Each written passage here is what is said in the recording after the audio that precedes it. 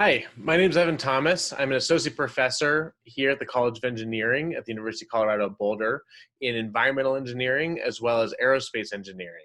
And I'm the director of the Mortenson Center in Global Engineering, which is concerned with both the research and teaching elements of how engineers can contribute to global poverty reduction. So I'm going to share with you today this recording about our program and our research and how you can get involved. So this is a picture of the Earth. This might look like a pretty familiar place. What I love about this image is that it's not a graphic. It's a series of stitched pictures of every place on Earth on a cloud-free day, but it looks like a pretty familiar place. So here's another way of looking at the planet. Many of you have seen this image before. It's of course light, it's electricity. And your first instinct might be that this is showing you where people live, but it's actually showing you where rich people live, where we are, Europe, India, China. That's the Nile lit up in North Africa. So here's another image of the Earth that's seen from space. These are fires. This is infrared light detected by satellites. And most of this light comes from household cook stoves. These are people that are using firewood and charcoal for their daily energy and cooking needs. In fact, nearly half the world's population still uses firewood every day just to cook and to clean and to stay warm. And climate change is exacerbating the conditions for many of these people around the world. Now, still today in 2020, we have 1 billion people that don't have clean water, 2 billion people that don't have safe sanitation. Half the world's population still uses firewood for their daily energy needs. And many of those people are living in regions of the world where climate change is already a reality. Wet places are getting wetter, dry places are getting drier, crop yields are failing.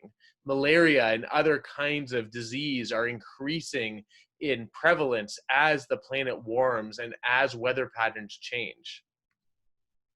This is another way of looking at the planet. These are aerosols, and you can see in the United States, those are forest fires like we're experiencing now in 2020. And in Central Africa, some of those are forest fires, but most of those are the emissions from cook stoves, from household cook stoves, which contribute to one of the leading causes of illness and death globally, which is respiratory disease. About 5 million children die every year from respiratory disease. Several more million children under the age of 5 die from diarrhea every year. These are environmental hazards, dirty water, dirty air, that continue to be major issues for people globally. So what is global engineering? Global engineering and our work in the Mortenson Center in Global Engineering is concerned with how engineers can help address these chronic issues. And it's more than environmental engineering, but of course, environmental engineering is one of our core areas. We have work in standards development, developing standards for water quality and air quality, or the design of structures or water treatment systems or air filters.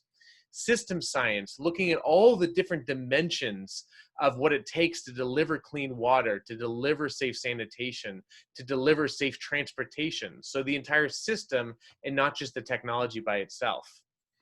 Impact evaluation. This is a very special area of global development work where we use experimental trials and quasi-experimental trials to figure out what actually makes a difference. Does a water filter actually make people have reduced diarrhea? Does a pedestrian footbridge actually increase economic income or labor income in a household? So how can we use experimental methods to establish what works and what doesn't? Instrumentation and remote sensing. My particular research team specializes in this, where we put sensors on everything from a water pump to a cook stove to a latrine. And then we also use satellite data to create maps of things like floods and droughts and agricultural yields and groundwater demand. Pay for performance contracting. This is a little obscure for an intro lecture, but one of the big issues in global development today is how do we make sure that things work long term? And so we aren't just concerned with the engineering, we're also concerned with the business model, with the economic model, with the political environment, with the social environment, and combining all of those different methods to try to make things actually work long term. Structures and settlements. How do we build things like bridges? How do we build homes? How do we build refugee camps, given that more and more people are displaced around the world today? And how do we make those safe and culturally appropriate? Environmental health, one of the core areas. How do we address issues of dirty water, dirty sanitation, unsafe air? What are the different technologies, methods, tools in order to clean up that environment and make it safe for people? And of course, education, both at the undergraduate level, the graduate, and the professional level. So I'm going to give you just a few examples of where the Mortenson Center's research also intersects with our education. Now, this is not everything we do. There's a lot of different groups that are associated with the Mortenson Center, but my particular group often specializes in projects related to these. This is a hand pump. Tens of millions of people in the world still get their drinking water every day from hand pumps. And our team has done work to try to improve the functionality of these hand pumps. This broken hand pump can be improved when we put satellite and cellular connected sensors on those pumps and monitor when people are using the pumps and when they break. So we have projects for hand pumps in Rwanda, Uganda, Ethiopia, Nigeria, with partners including nonprofits, the United States Agency for International Development, the World Bank, and others. We also do work with household air pollution. This is a cook stove that is using firewood and is causing these emissions. You can see this smoke. So we've done a lot of work in cook stove design, air quality measures, cook stove deployments, trying to get people to adopt and use cleaner cook stoves. This is one of those examples. This is a rocket stove. Our team deployed stoves reaching 2 million people in Rwanda a few years ago and ran a very large experimental trial, figuring out what it takes to actually get these cook stoves to result in better respiratory health. Another example are water filters. We've worked extensively with household water treatment. Same issues. How do you make sure that a water filter works? How do you make sure people use it? How do you make sure it impacts reductions in diarrhea? And how do you sustain those interventions long term? One of the ways we've done that is by putting sensors inside things like water filters and cook stoves and actually measuring what people really do, so we can use that as feedback to improve behavior change and improve the technologies. This is an example of one of those trials where we compared what people tell us they do with surveys. They tell us they use about 1.5 liters of water per person per day. We compare that to what people do when they know with sensors in their home. When we show them the sensors there, they report about 1 liter of water a day. And we compare that to what happens when people don't know with sensors there and they're using about 0.5 liter of water a day. These findings have big implications for global development, global health, and for technology design in this context.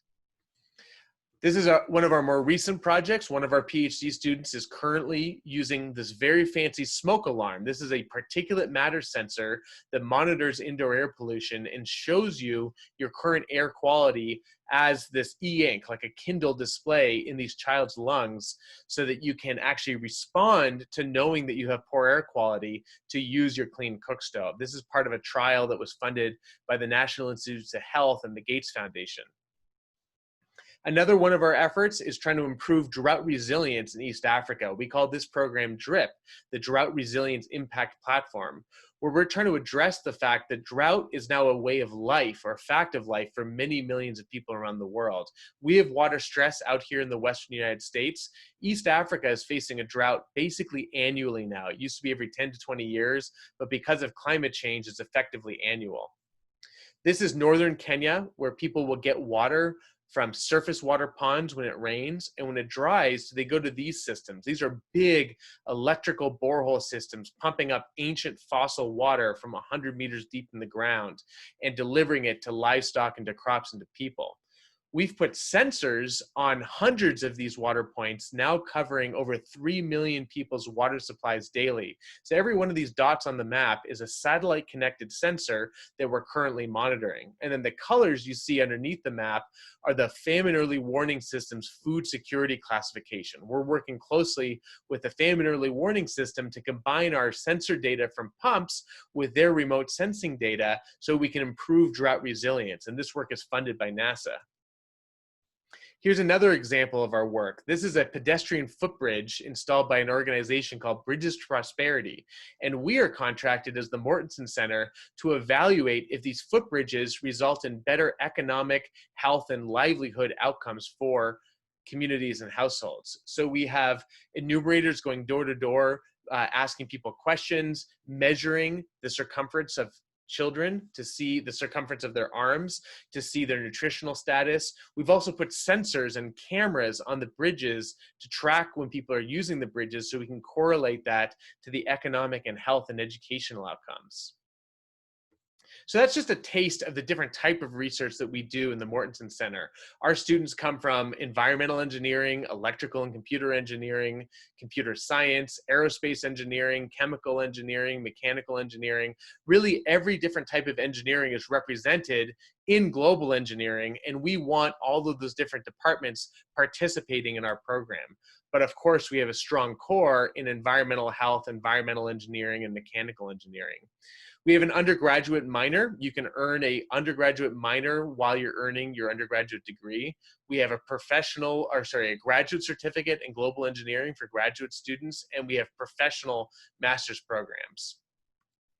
The undergraduate minor is a particular opportunity for you all. You can take our courses in Introduction to Global Engineering. You can volunteer with Engineers Without Borders or Engineers in Action, two of the student clubs that we work closely with.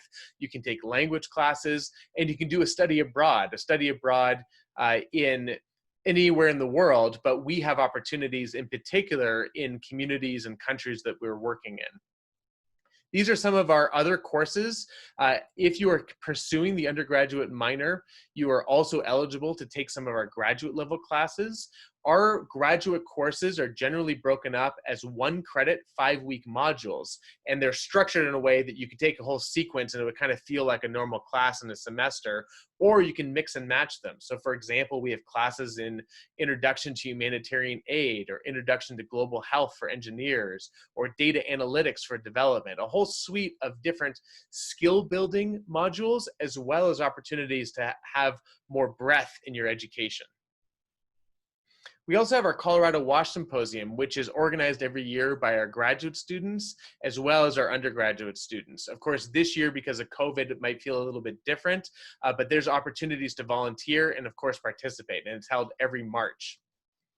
And we do our research over here on East Campus in the SEEK building, which is the same facility as the environmental engineering, air quality and water quality labs. We have our dedicated space where we do work with things like water pumps and water filters and cook stoves and water quality sensors and remote sensing based technologies or satellite connected sensor technologies.